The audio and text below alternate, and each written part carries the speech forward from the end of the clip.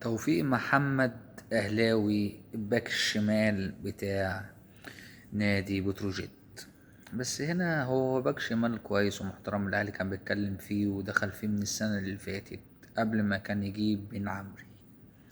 بس دلوقتي هنا سؤال يطرح نفسه، لحد امتى هنفضل نشتري؟ عندنا قطاع ناشئين بنصرف عليه بالمليارات. لحد امتى؟ يعني صالح سليم قالها زمان، قالك لما يكون ما بنطلعش ناشئين نبقى نقفل قطاع الناشئين ونعتمد ونوفر الفلوس اللي احنا بنصرفها على الناشئين ونشتري بيها لعيبة. يعني حاجة بديهية. لحد امتى هنفضل كده ولادنا بنطلعهم ونبيعهم كل سنة، نبيع لنا 10 15 لعيب؟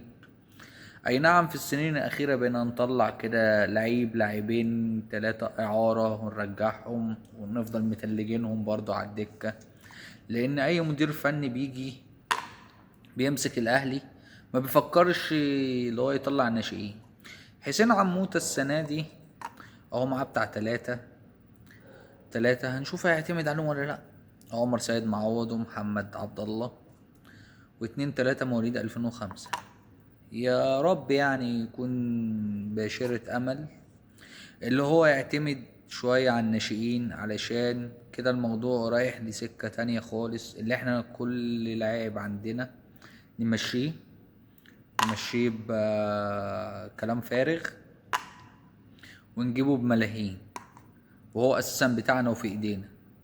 يا ريت بس ايه الحته دي بصراحه بتضايقني قوي. يعني انا هطلع امتى حاجه زي حسام عاشور اول ما طلع؟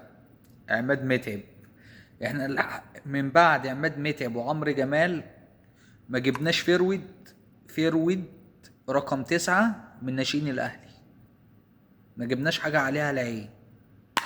سمير محمد بيجي ما بياخد 3 4 ماتشات وبيمشي، بيطلع بيرجع مفيش. بعديها محمد رأفت ولا رأفت محمد ده اللي معانا دلوقتي اهو بيلعب كل ماتشين 3 بينزل له شوط ولا ربع ساعة. ف الله المستعان. ويا ريت ان شاء الله فيما هو قادم يعني خلي بالنا من النقطة دي.